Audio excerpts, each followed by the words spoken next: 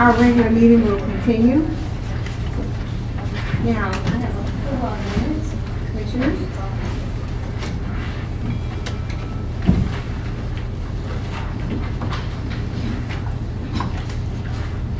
Next one, approve the minutes. So moved. Need a second? Second. Thank you. Any discussion? All in favor, please say aye. Aye, with Commissioner Richards out of the room. Now let's go down to, are there any additions, deletions, presentations, and announcements? Mr. Mayor. Sure, we had a 5-year service award. Unfortunately, she will not be able to make it. That's Amanda Lepore. And with respect to the regular agenda, commissioners, I'd like to withdraw under district report, government affairs report, that's G3. G3. Postpone until next month. Thank you. Any others? That's it. Mr. Almira, would you also give Amanda our congratulations on her recent wedding? And yes, we will. In fact, we're all invited to, when is it, the 18th? Next, not this Friday, the following Friday, it's a little. I thought she already had her. Okay. Well, Please. we're invited here for a little luncheon for her. I can have a motion for the deletion of G3. Second. All in favor, please say aye. Aye, motion carries for the Commissioner Richards out of the room. Consent agenda, are there any deletions, additions, any discussion? May I have a motion to accept the consent agenda? So moved. Second. All in favor, discussion? All in favor, please say aye. Aye. Motion carries for the Commissioner Richards out of the room. District report, Mr. Merrill. Thank you. Good afternoon, everyone. I'd like to start with a Palm Beach parking. We received a request from the owner of Palm Beach Parking to negotiate a new parking fee. Currently, we have the following structure in place. We currently charge $19 a day, which brings in $38 for the 2 days.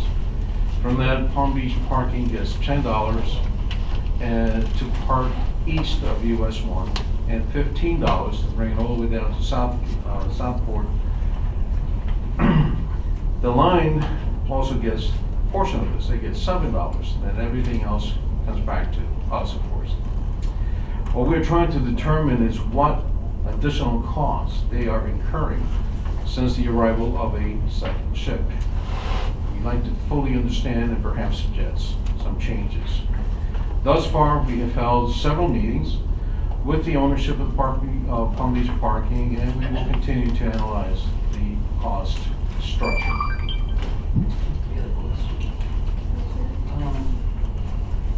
How much did you say the cruise line gets? So, it's part of the contract. What? Is that a common practice on most ports, they pay the Well, some Port ports, Canaveral and wherever they stay? in Miami, there's a, Royal Caribbean actually doesn't allow the port to get anyone to take it all in. Yes, it is, it's Well, very, it's on the property then, it's on Port of Miami property. and they get all the money? That is correct. They don't pay transfer? No. So the parking company, they're complaining that they're losing money. They think that they're losing money. We beg to differ. So we're still continuing to And analyze. they receive $7 per car? No, that's the line. Nine per car. No, the line gets $7. The parking, it gets $10 if they park on the east side, $15 if they park on the west side. So how much do we get out of that? What's left over? Well, out of $38. We get for it. Sure. Okay. Well, check it out. But in other ports, they receive all of the funds, but then they. No. Some ports, what I mentioned, in Miami, Royal Caribbean gets 100% of the parking. That's part of the deal. I'm not sure what happens with NCL, and I'm not sure what happens with Carnival. In every place, it depends on where you park. Other ports also allow the line to get it the right percentage or a portion of that parking. Manuel? I don't quite understand. I mean, they're getting additional money for every additional car, whether it comes from Classica or whether it comes from Right. the other ship. I don't quite understand the rationalization that it's more expensive because we have a second ship. Well, under normal conditions, you would say, well, we double our revenue and they double Right. the expense. But at one point, they weren't hiring the same amount of people on an everyday basis. They were only doing it on every other day. So the new ship has come in, and we've been presented with their analysis. Now, Paul has done a fabulous job in dissecting it, and again, we're in the process of finalizing what we think it should be. That may mean that we're gonna have to go back to the line and ourselves and see how we can work this thing out so that it'd be favorable. We really would like to find out how much money they're losing. We don't think we can do that much. I don't understand how they can lose money at all, because if they It's have more employment. people parking, then It's they're employment. making more money. Yeah. And then they're still using the same staff, they just have to hustle a little bit more. Yeah, the intangible is how many cars are coming in, so you have to adjust how many people you have on hand so they can take the car and valet it. They might have overshot by having too many people, but that's the kind of issues, in fact, components that we're looking into. Thank you. Sure. Thank you. All right. State Road 710. Commissioners, we attended the Rivera Beach City Council meeting back on April the 18th, which was the first of the 2 required meetings to change the land use for the annex property. A quick reminder that the annex property was deeded to the Port of Palm Beach in 2011 by FDOT, and we're trying very diligently to accomplish this land use change, having to do with not only cargo but also potential parking. Currently, the land is designated as utility.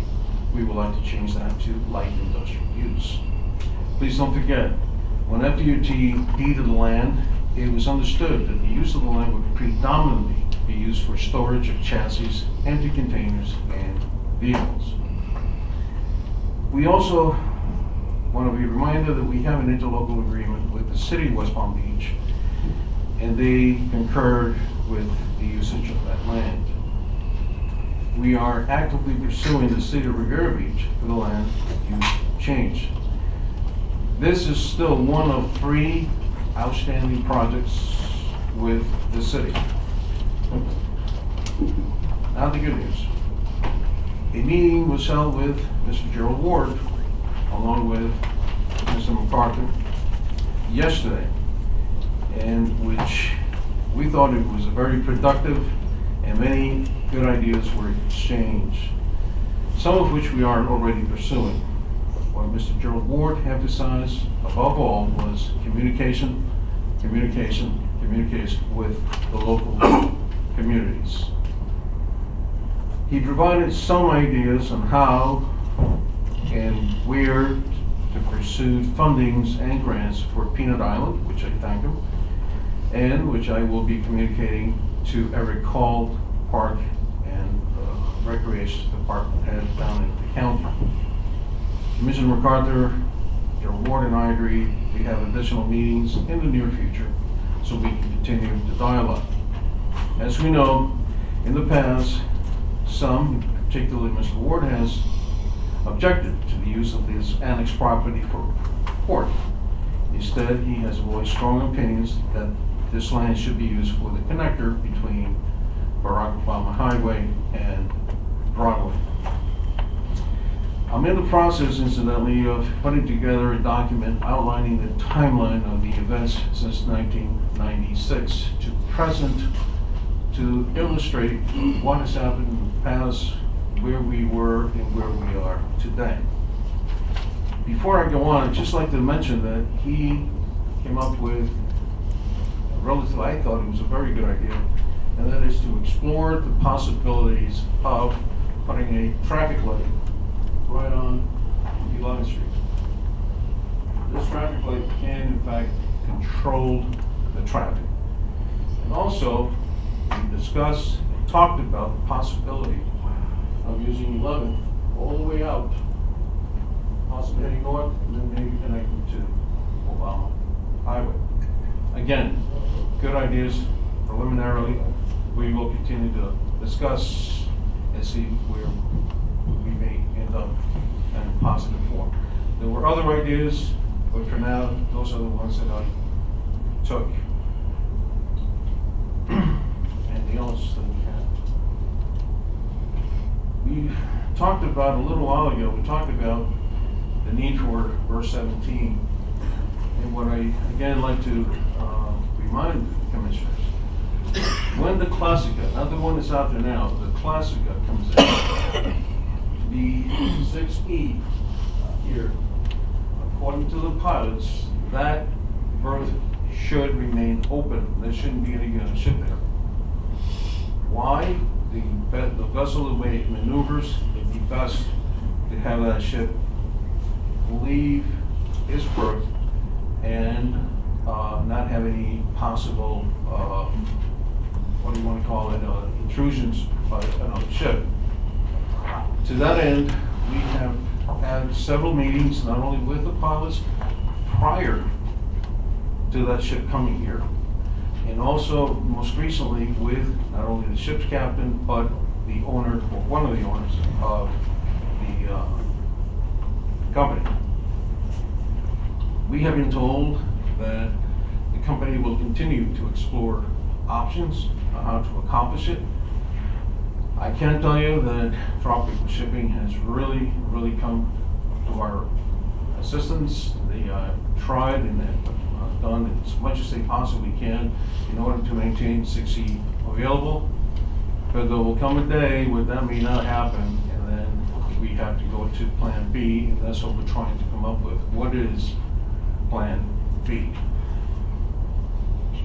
Are there any questions? First point is that we should have known that before we allowed the second ship to come in. And I thought that we had the port pilots here at a meeting before the second ship came in, that they said there wouldn't be any problem. Now the ship's here, and now all of a sudden there's a problem. So I don't know whose fault this is, but this is a major inconvenience and a serious cost-causing problem that we have. With respect to what you mentioned, Commissioner, all we did is we communicated that to the ship owner. What was a repeated theme was, don't worry about it. We will be able, our captains will be able to bring that ship in without any inconvenience. Well, the ship has been here for now maybe a month at best. Still a learning curve. With respect to the pilots, that too has been, we initiated that meeting not only with the pilots, but also Tropical Shipping and, of course, the ownership. And again, we're working on it, we'll work on it, and I mean, at the end of the day, Plan B will always be for them to take on the tug. And that solves just about everybody's problem. They're trying to do this without having to rely on a tug. Now, my understanding from staff is in the last meeting, the captain did say, when you have 25-mile-an-hour gusts, you're going to need a tug. But it's those days that are not 25 miles that you should be able to navigate this thing back and forth. We'll come back to you with any progress. Last but not least, Commissioners, the Providencia Award. Discover the Palm Beaches bestowed an annual Providencia Award on businesses that show significant impact on the tourism community through their innovative marketing and public relations. In this, the port, of course, nominated Bahamas Paradise Cruise Line. That will be tomorrow. That award will be given out tomorrow. By the way, the other two finalists were the Brazilian Court Hotel and, of course, the Palm Beach Zoo and Conservation Society. we're hoping that the Discover Palm Beaches will nominate, or will actually be letting Bahamas Celebrations know that they are the winner. But that will happen again tomorrow during their tribal rally days on March 11th. All right, I'm gonna let Jose bring you up to date on the dredge. It's good news there. And what else do we have? Just the events that are coming up. Just a word of information. I will be attending the Florida Ports Council's summer board meeting up in Orlando. That's May 23rd, a couple of weeks from now. And that's it for me, unless you have any questions. Yeah, thank you very much. Thank you. Now I have a card from Mr. Gerald Ward to speak on D1, which is the comments of Mr. Mayor.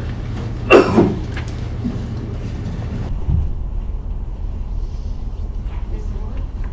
Good afternoon, Gerald Ward, 2135 Broadway, the great city of Riviera Beach.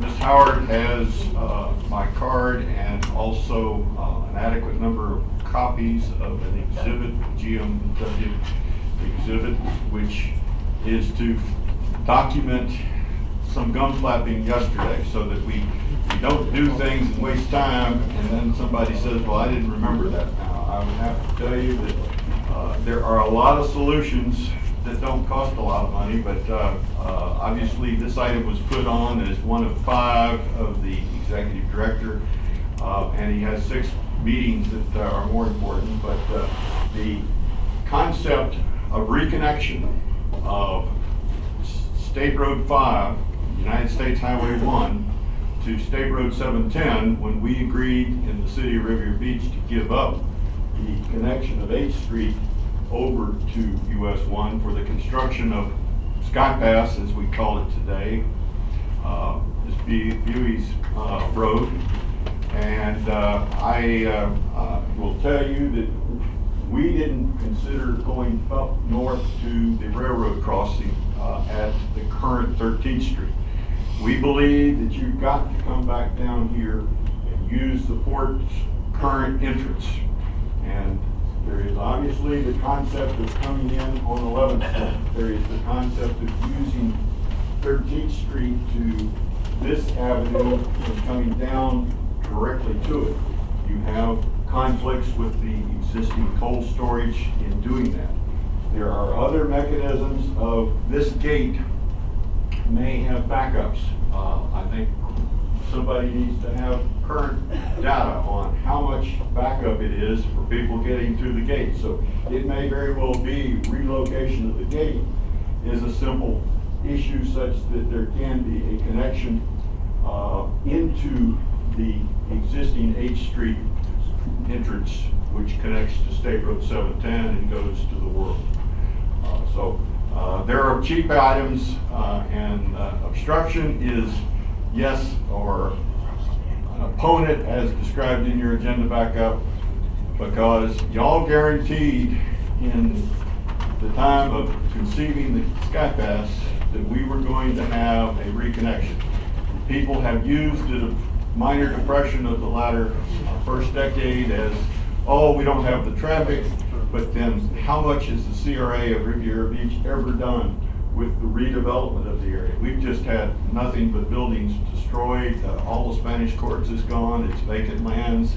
So we haven't had the new intensity come back. We have 6 great roads in Riviera Beach, US state highways, 3 railroads, and we need to maintain access to the port and the cities. Thank you for your comments.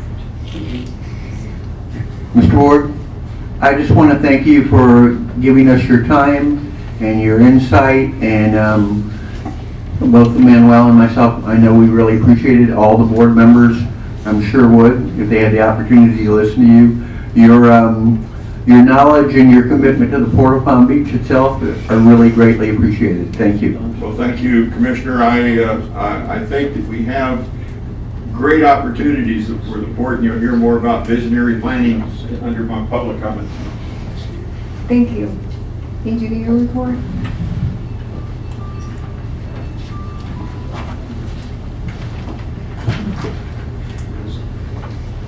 Good afternoon, Commissioners. engineer report for the projects that have been taking place at the Board of Plant meeting. We start off with verse 17. Not many changes have taken place since the last board meeting in April. This week, the subcontractor for the site work, actually yesterday, came into the project, had 2 guys working on the north side of the north bulkhead, doing some compaction work. Personnel from LMH is working on installation of the timber bumpers on the west side of the bulkhead. They completed the trench drain on the west side of the slip. But on the upland work has been actually shut down since April 10th. Subcontractor has not come back to work on the pavement area for most of the upland area work. On the water side, the contractor started and completed the demolition of the middle of the structure, which we remember that had concrete defects. They completed the removal of the existing concrete and started off with the installation of the steel forms. And as of today, the contractor is still working on the installation of the forms. The rebar has not been installed yet, since they're still working on the completion of the forms on that area. On the west of the structure, the contractor submitted a repair plan that was rejected by AECOM, the engineer of record.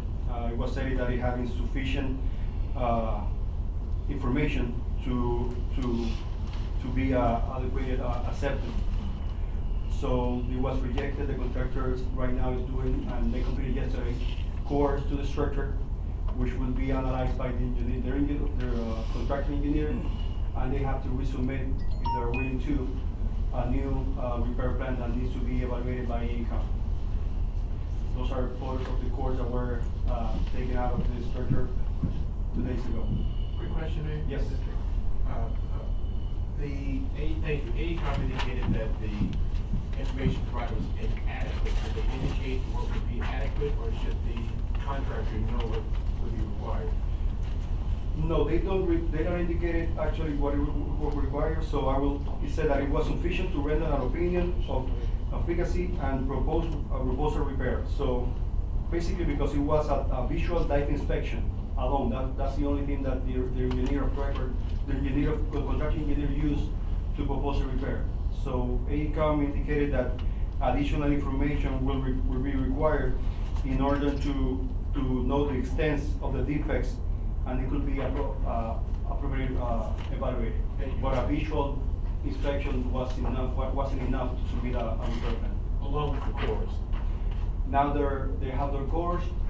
We expect their engineer to evaluate them and resubmit another repair, and we're guessing we'll take into consideration the course that we're taking from the survey. Thank you. Have you spoken to AECOM on timing on when, I mean, this has been dragging on. When are they gonna give us some information on this? We are waiting on the contractor. Now, why don't we just get them up here and let But you got them to tell us? Yeah. Yeah, I mean, we need to know, what's their game plan. Sure.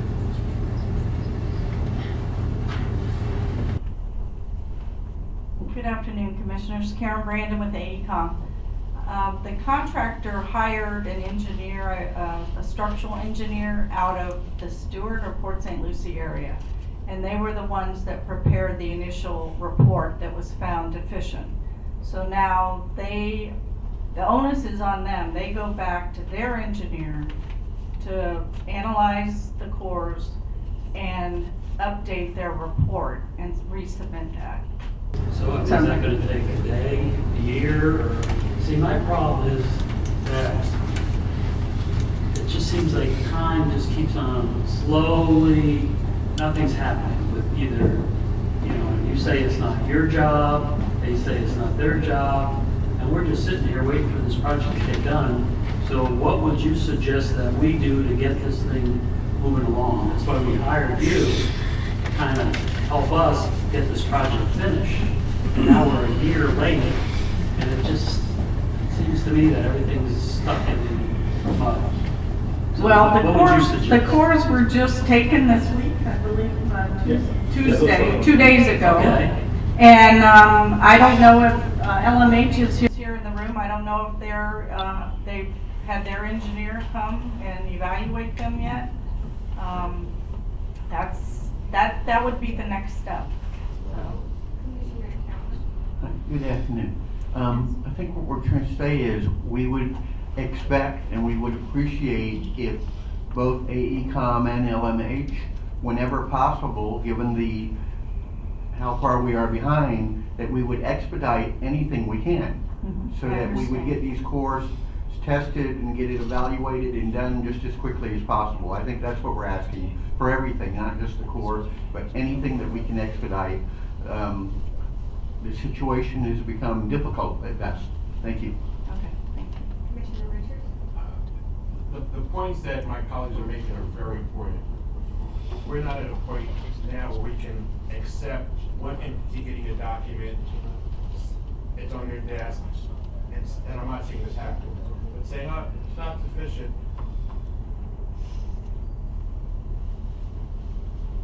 And of course, telling them, oh, maybe we don't tell them they need. We're at the point now where we need both entities to be working aggressively together.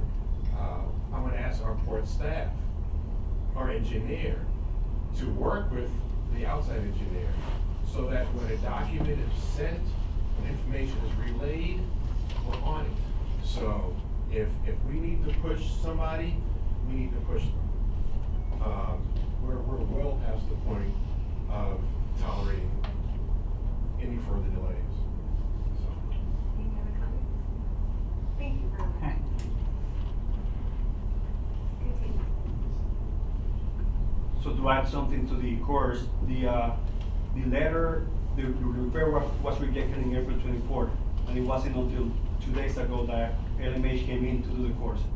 So I know that we're gonna expedite the work. Once we have the engineer evaluate them, we'll get together and find a solution. But some actions have to be taken by the contractor also, and we just can't push them far enough for them to do it. So,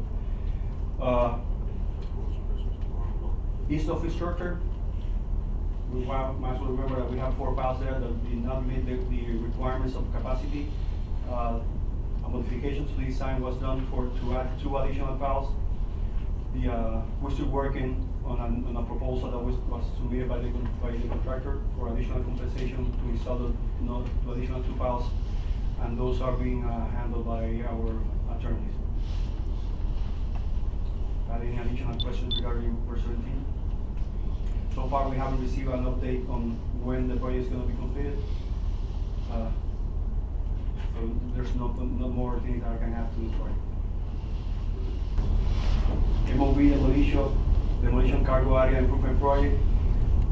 This project is basically the redevelopment of a 3-acre area where we have the building that we know as the MOB. The project went out for bids and advertisement on April 23rd. The documents were available for contractors to download them and use them for bid proposals. We have a mandatory pre-bid conference meeting held on April 30th at 2 p.m.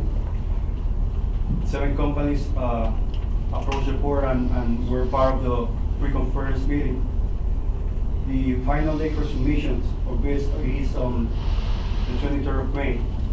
And then CH Hill, which is in the engineer of record through bidding service to the bidding services, and the board staff will review and evaluate the bids and recommend the board for award the contract by the June 21st meeting.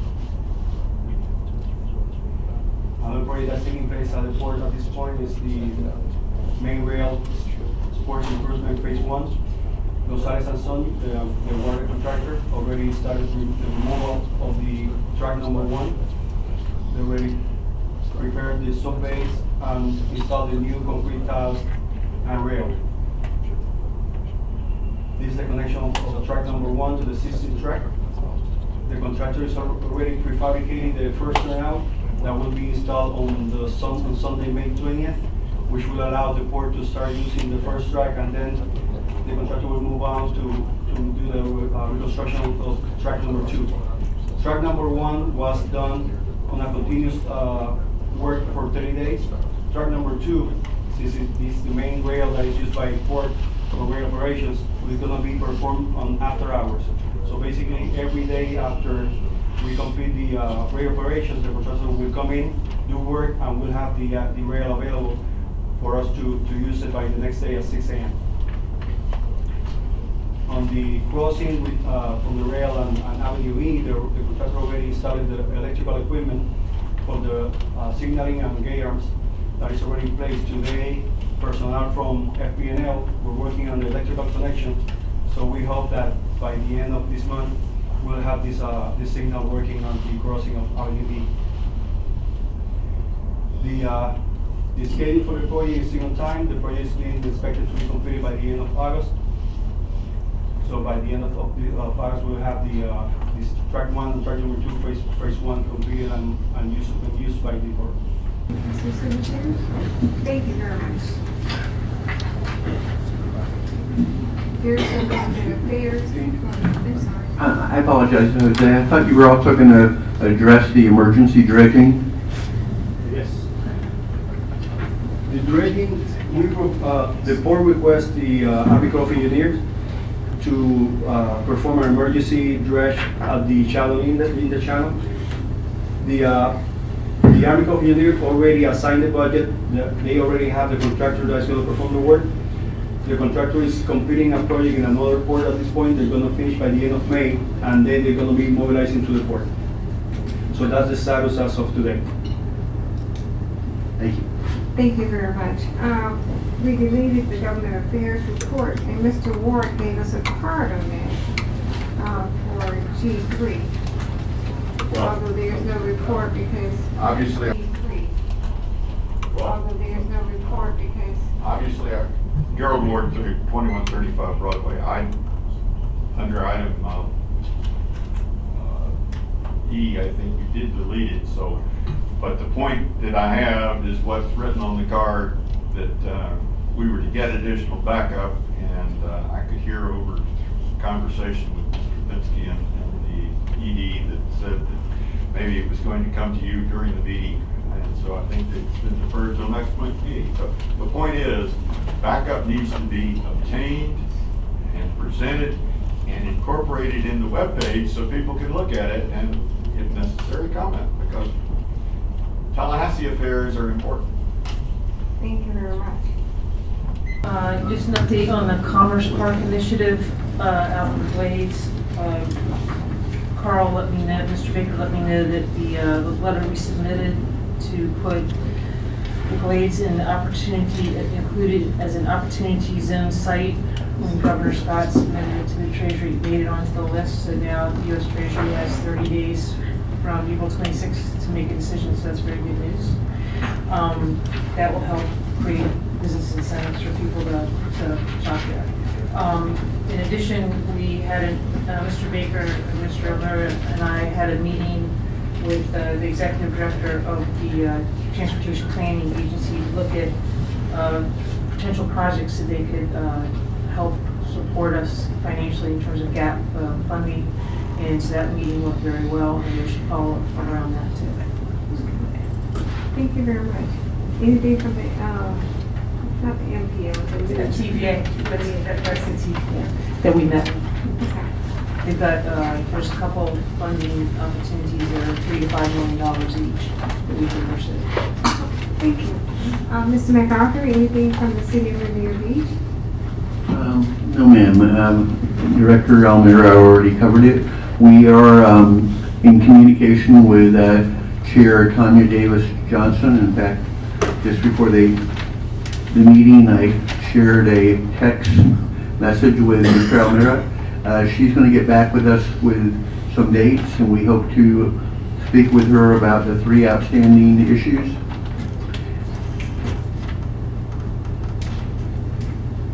Thank you. Mr. Mayor? Yeah, Commissioners, to follow up on that as well, Yes. we're also having a meeting with one of the other council women, Dr. Botel, will be here on the 18th of May, and we'll use that as an opportunity to discuss those 3 open issues. Excuse me, Commissioner Richards? Are we still on the commissioner's report? Yes. I had a question on which item would we discuss the pending litigation and those issues? LMH, that we will, It's coming up. we will bring it down in number, Just wanna make yes, sure it's on here. I-4. When we discuss, it's not on the agenda. That's my point. Should we ask the attorney? It's just we need to go back to Abby. It's not here. Please, on your side. Hold on.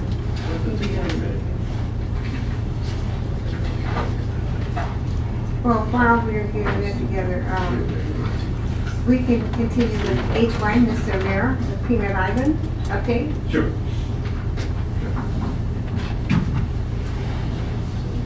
All right, Commissioners, regarding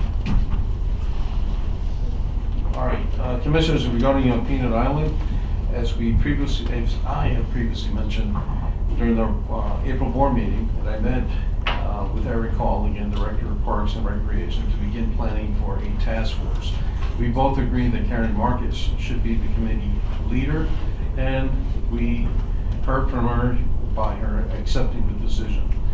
Other participants that we're looking to have in this task will be Chuck Collins, Director of the Marina Industries Association. He was appointed by to represent Commissioner Balashay. We will also be reaching out to Vice Mayor Mac Bernard, and also to Mark Crossley of FIND. We are currently waiting on a reply for Councilwoman Tanya Davis Johnson to select a member from the city of Vero Beach, while Councilman T.D. Davis attends our meeting out of the country, attends a meeting. He will also be requesting Councilwoman for his input. In other words, he would like to volunteer for this particular task. One point of interest here, Eric Hall will be on vacation until the middle of May. He's enjoying a nice cruise, I understand.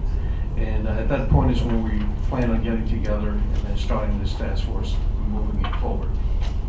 Any questions? Thank you very much. We have another board, Mr. Harold Ward, 2135 Broadway. Harold Ward, 2135 Broadway. Well, obviously, Peanut Island is one of your biggest resources and assets. And I pointed out yesterday that the Peanut Island report is certainly not comprehensive in terms of involving people that need to be involved in Peanut Island. The first thing is the material management disposal area. We have been very deficient in making money off of that.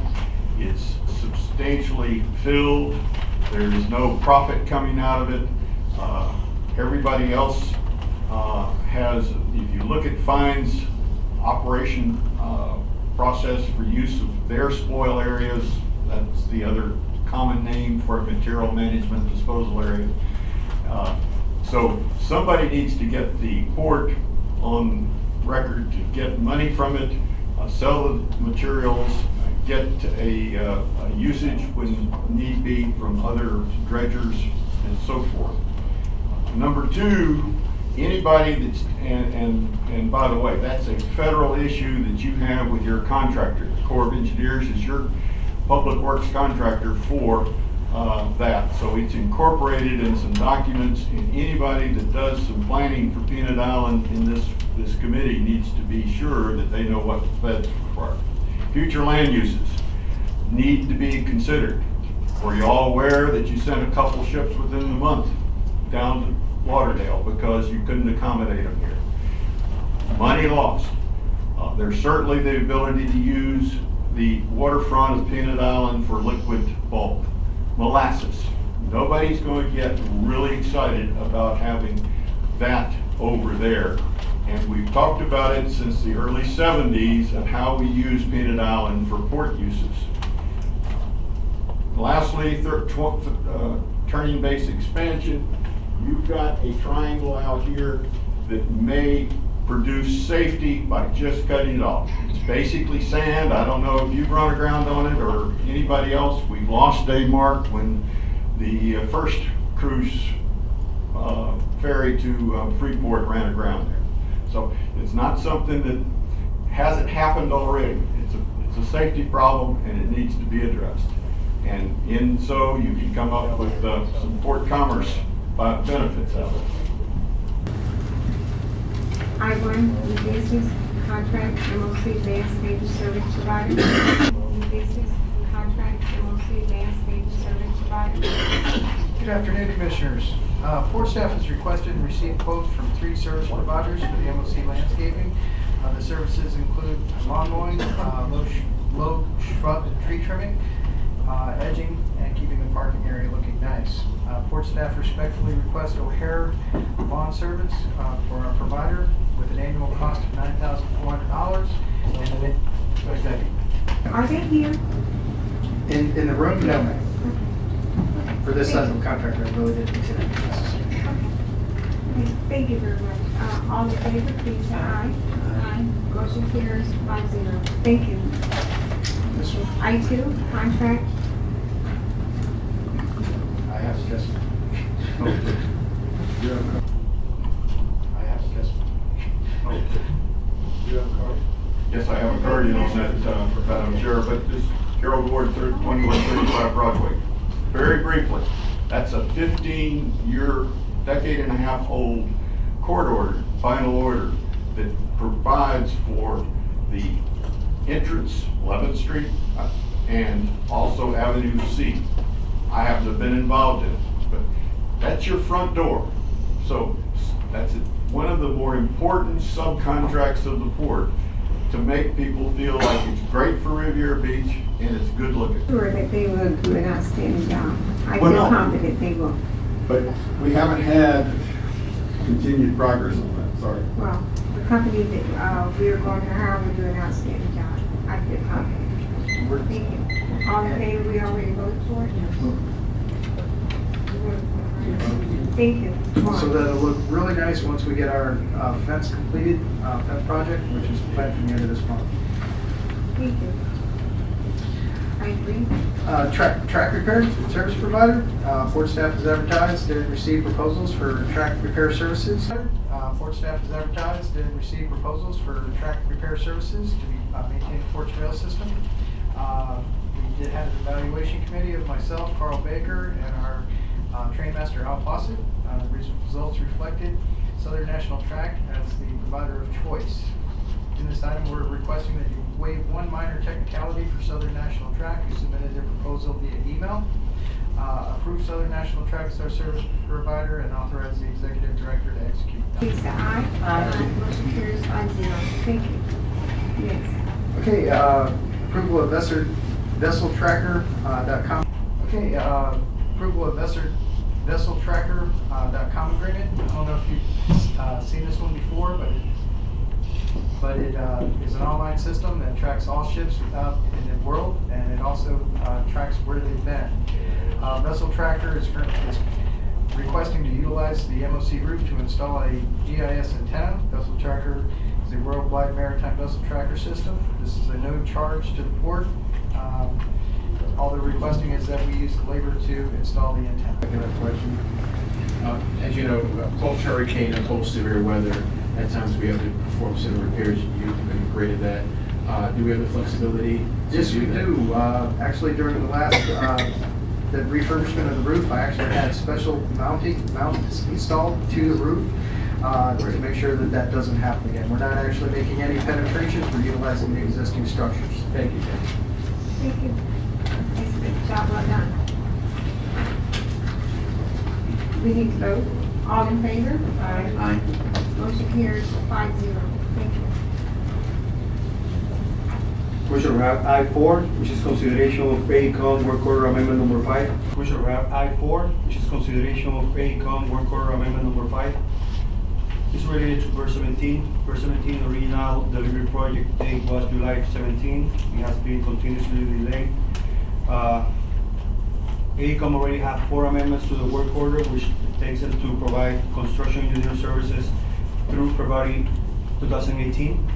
This amendment will allow AECOM to continue with the services from February through September 2018. In September 18, date was based on the last update submitted by the contractor.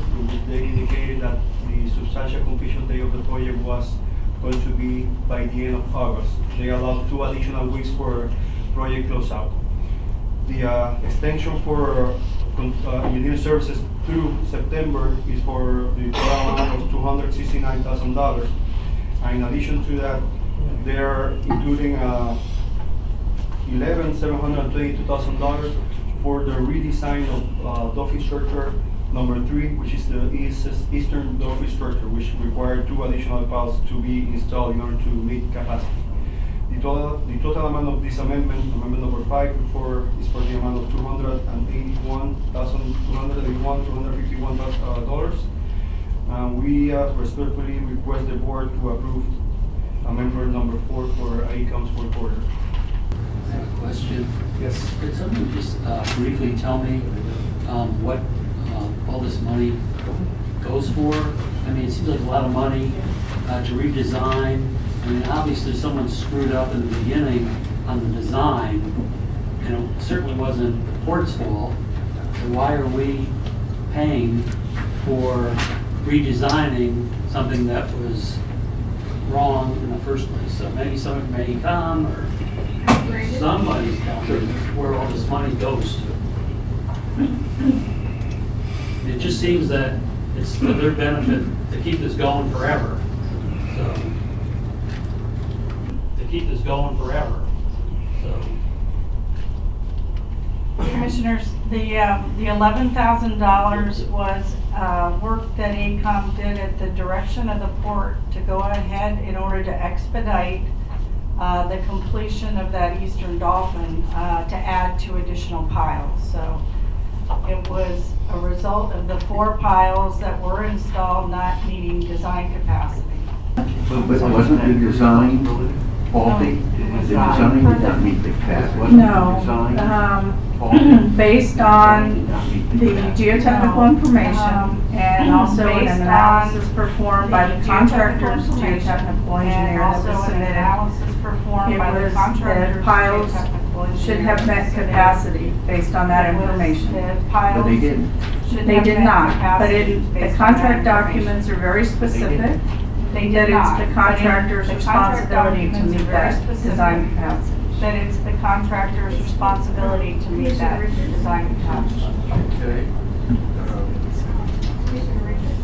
So, the contract provided that it was the contractor's responsibility to meet the loads, notwithstanding on practice. I'm not going to ask anything. I guess my concern, I'm concerned with the, of the project, the whole project, of the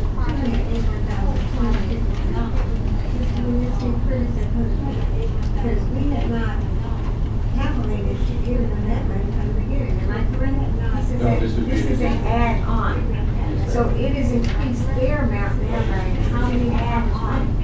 So we got other, I think that Jose total is now about $1 million. The total for AECOM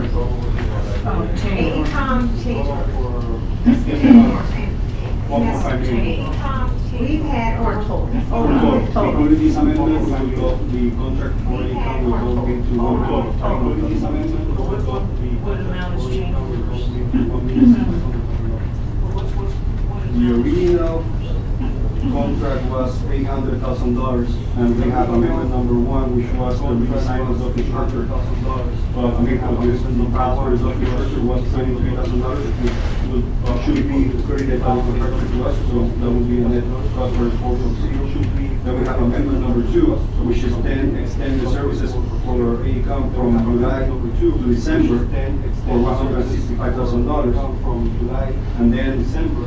In addition to that, we'll come to February then with additional $58,000 in July. So the additional $281,000 that were up today increase the amendments for a total of $602,000. from the original. So just to be clear, this is for full-time engineering and construction So this services. is for full-time The engineering. contractor's and delays construction are not services. in our control. The So we're contractor's extending our delays full-time are not services. If the in port our chooses, control. they So can we're extending reduce our this, full-time this scope of services. If the port services if they chooses, they don't can feel they need our reduce continued this services or scope they of want to services if reduce they it don't feel to they a need our part-time continued basis, services, if or that's they want to how reduce you it feel is best. to a part-time So, basis. if just to that's follow Commissioner how Sickles' you feel is comments, best. I just want to understand the full-time services exactly. How many people are working full-time on this port, on this project? Because 269,000 to take us through September 1st, I think. Was it September 1st? From February through September. Okay, so how many full-time people do we From have and exactly February what's being through done for full-time September. services? Full-time is a construction inspector in the field. Full-time is a construction. And then in addition to inspector that, you in the have field. my services, part-time. In addition to that, You you know, have weekly basis, my I average services, eight part-time hours to 10 hours a week. You know, weekly basis, We I have a average secretary that has a couple hours a week. hours We're a still week. receiving shop drawings, We have a submittals, and secretary RFIs that on a has couple weekly hours basis. a week. We're still receiving shop drawings, submittals. In and addition to that, we have RFIs. John Carell, who's the engineer of record, so we still have the two additional files that need to be driven. We still have the concrete pours that will be being done on the eastern Dolphin and the middle Dolphin pour, and so we have time in there for John Carell, as well as a project scheduler, because we've been doing detailed schedule analysis project to scheduler. support We've been doing detailed the port's schedule position analyses on the contractor's delays. The port's position on the contractor's delays. Change order to me means that something has gone wrong and you need to correct something. Am I correct? No, this is an extension of services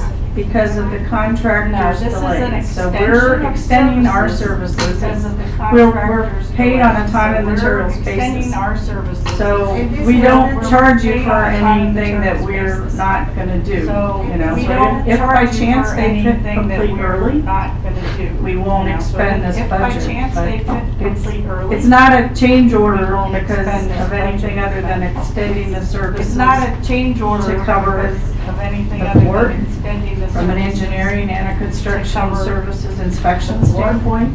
From an engineering and a construction services inspection If you, standpoint. like I said, if you feel that those services full-time are not necessary, then Like I we said, can if you reduce feel the that scope. those at services this point. full-time are not necessary, then. I think you we can see reduce the scope at this point. reluctance and frustration of this board with this project. I think that's what we're expressing now. I guess I would just like to ask, staff supports this and staff thinks we need to do this, we need these services? Staff supports this and staff thinks we need to do this, we need these services? I think we ought to bring this back.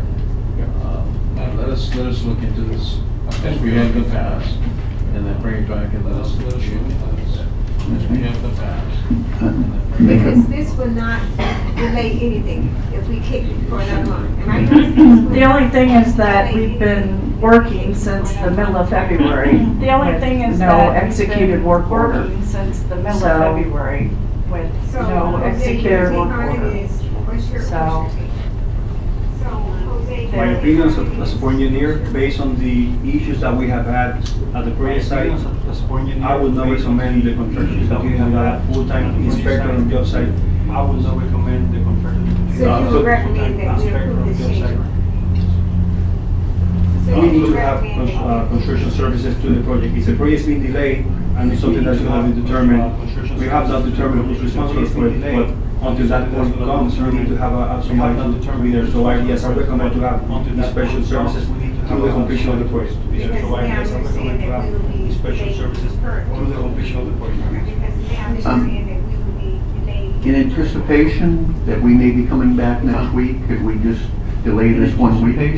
That we may be coming back next week, The could we commissioner just is delay this 1 week? suggested by one of our attorneys. My question, Commissioner AECom, is will they be in a position to negotiate with us? My in such a question short to time? AECom is, will they be in a position to If the negotiate? answer is yes, absolutely, we'll bring it back.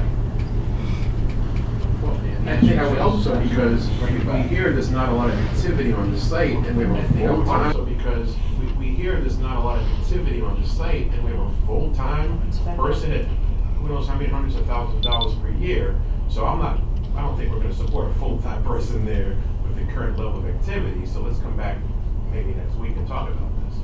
But we're back to the question, do you think that AECom will be able to work with our executive director in the next 5 or 6 days?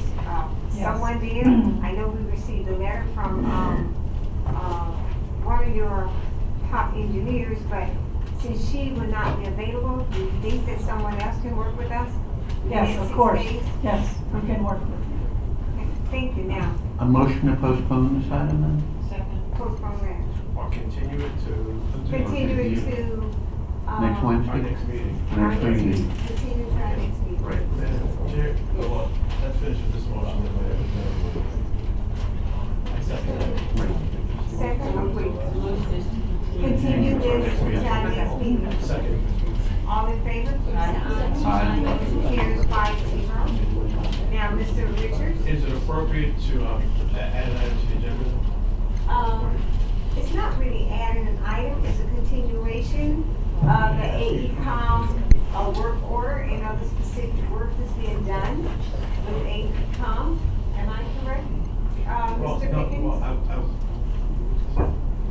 I wish to modify the agenda to discuss the pending litigation. Okay, I move that we modify the agenda by adding the LMH litigation for discussion. Why isn't that on the agenda already? Could we make a motion, please? All in I favor, second. please. We All have in a favor, second. please. We have a second. All in favor, please say aye. Aye. I understand what you're saying. Well- Okay, so, and that's to be held after the ECOM item, so that's great. Right now, Mr. Richards? So we've added the LMH litigation for discussion. Yes. Okay. I want to make sure Mr. yeah, well, does council, I mean, I'm prepared to speak. Does council want to say anything, or should I simply move forward? I'll move forward. I understand we have a contractual date coming up with LMH. I move that with the consent of LMH, we push back the current due date of the port's next payment to the contractor from his current date to May 21st. That is the motion for discussion. There needs to be a I need a second. second. I'll second that for discussion. If I could speak before the board votes so that the record is clear. Don Bicknell, Gary Dietrich, and Ryan, Board Attorneys. I would ask the board to continue this hearing and also our executive session, and I'm asking for an executive session,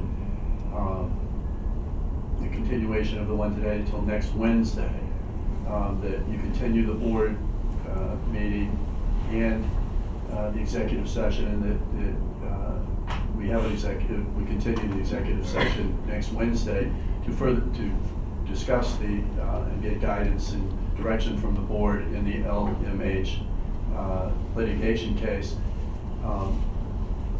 contingent on, and I've had discussions with counsel for LMH, and it is my understanding that they are going to agree, as Commissioner Richards has moved on the record, that they agree that the due date for payment by the port for their November payment application will be postponed until May 21st.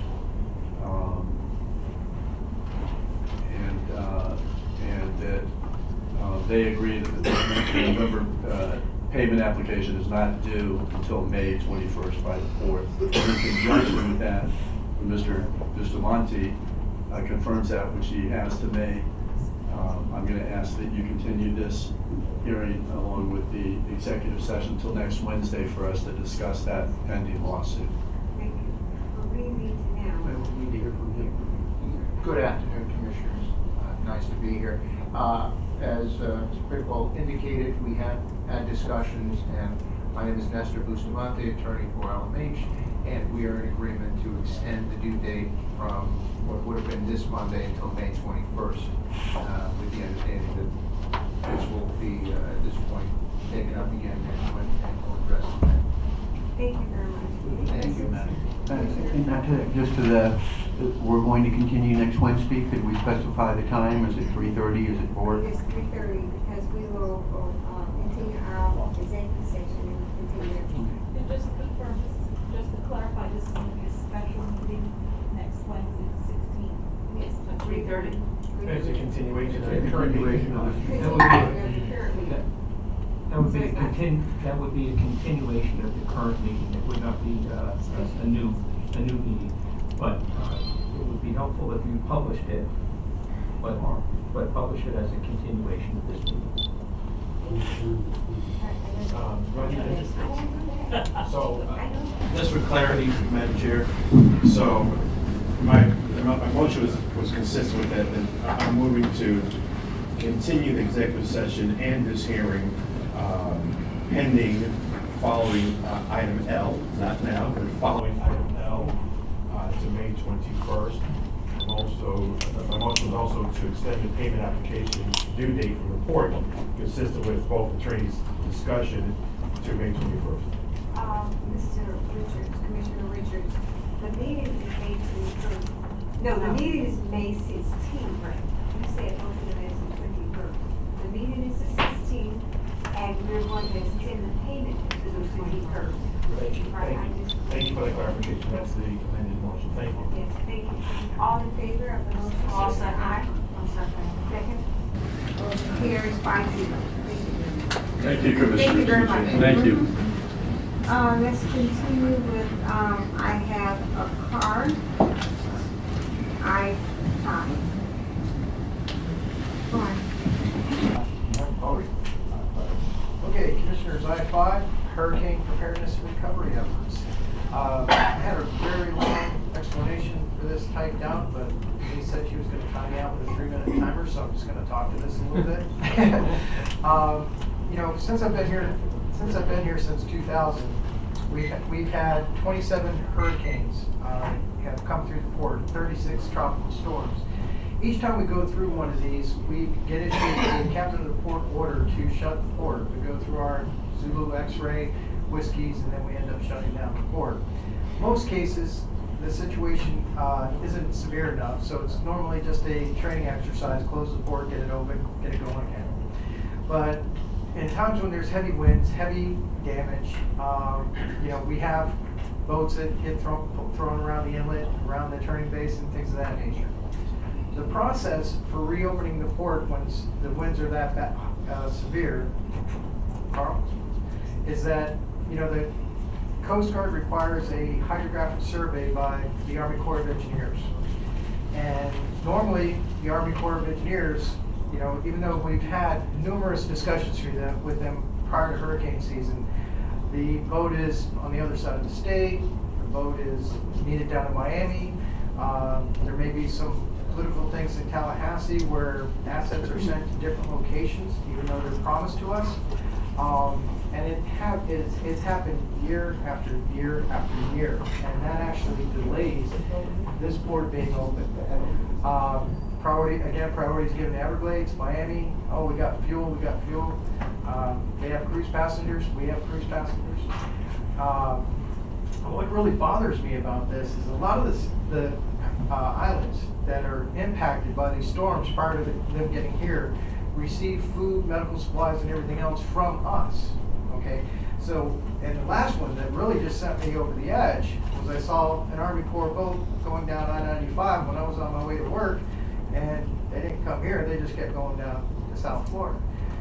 And there's also a financial impact to industry as well, you know, almost $15 million per day that we're closed. So Mr. O'Meara and I did some brainstorming on trying to figure out how to resolve this issue. We also sought counsel from, you know, numerous discussions with the Coast Guard, numerous discussions with the Army Corps, and we actually reached out to Rick Morrell, who was a real driving force for hurricane response to the islands. The only solution we've identified that we can come up with is to cut the Army Corps out of the response and actually take it over for ourselves.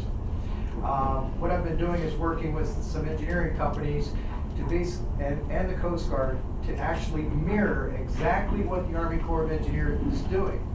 Now, we've gone so far as asking the Army Corps, how many more boats do you need to do the entire state at the same time? We will go to Washington and find you the money. They're saying, no, we don't need that. Their reasoning in my, I asked for that.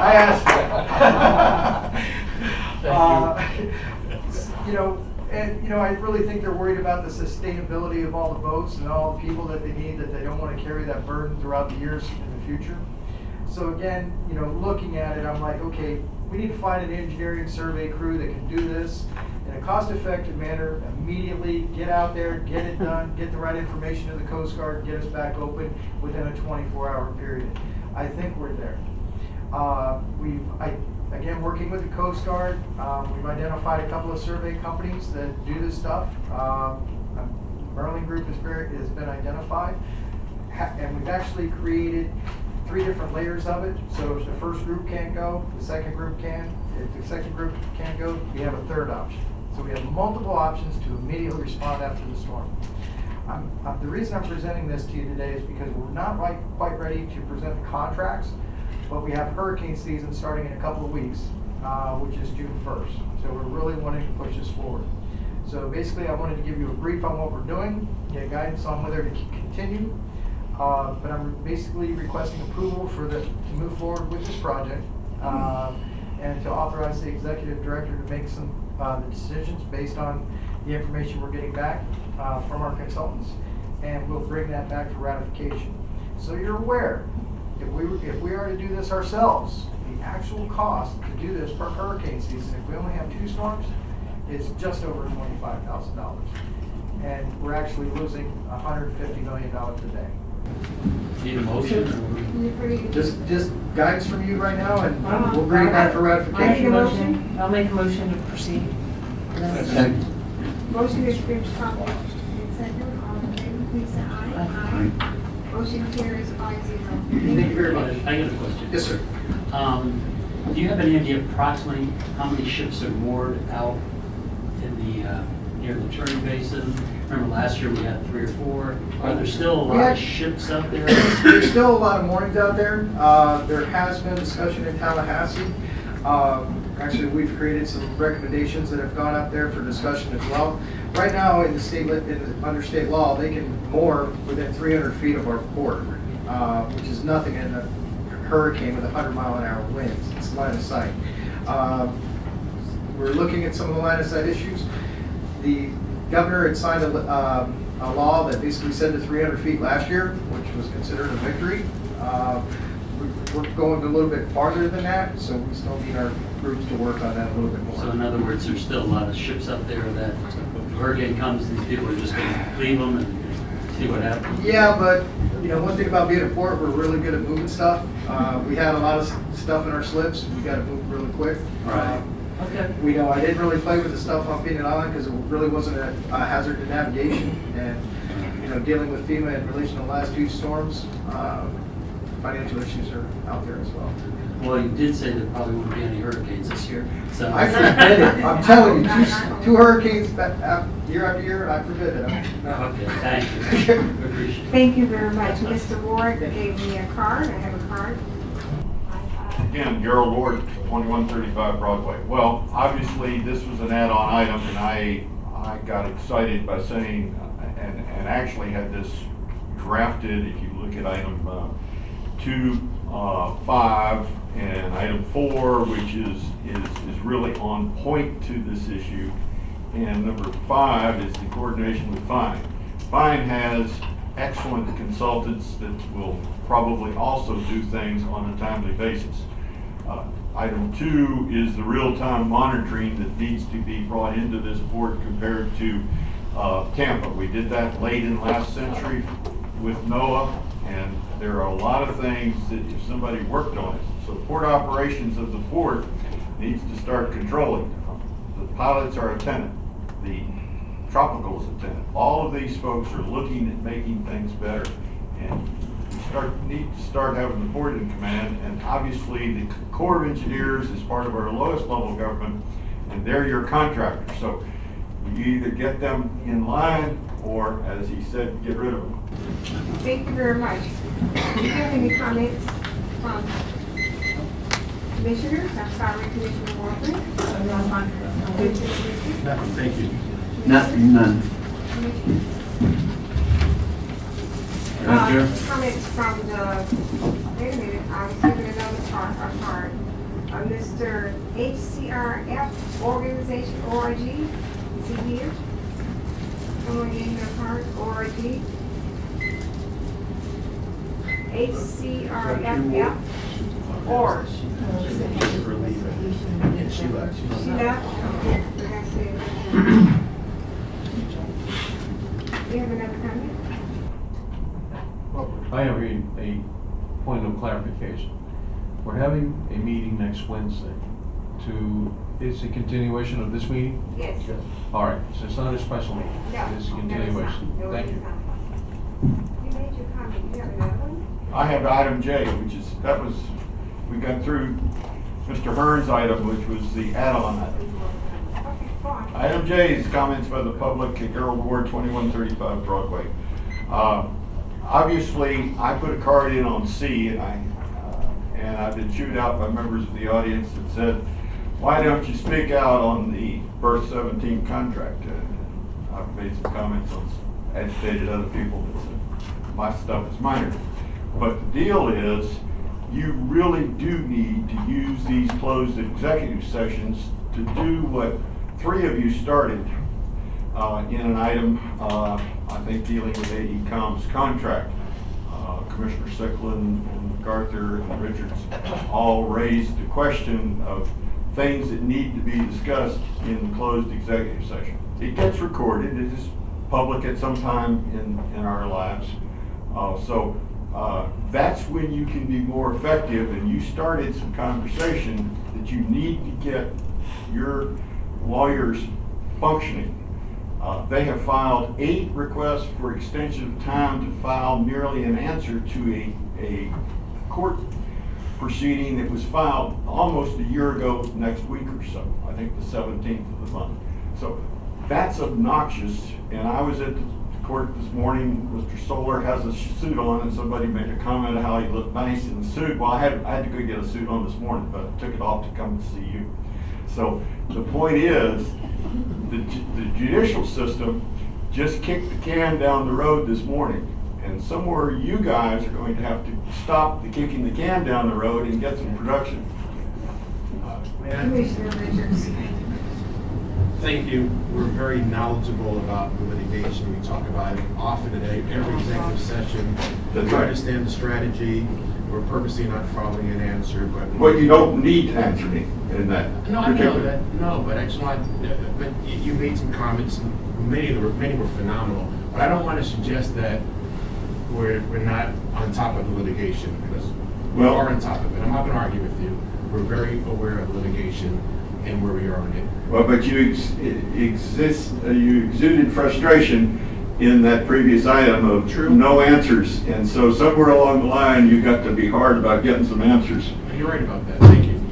Visionary planning. Obviously, we gave you some ideas to get cheap out of jail when you didn't produce the reconnection to State Road 710 from State Road 5, US Highway 1. So that, you really need to get into that so that you can proceed. And then most importantly, Mr. MacArthur brought up the joint City of Revere Beach, Port of Palm Beach meeting. That has to be high priority if you want to do what you put in your minutes. And 3 of you very clearly said, well, we really want an interlocal. That interlocal doesn't have to be like the last, which the boundary was 10th Street. There is potential for you to get more. And so I want you to make sure that meeting comes quick and enforce it. Thank you. Any other comments? Our next meeting will continue.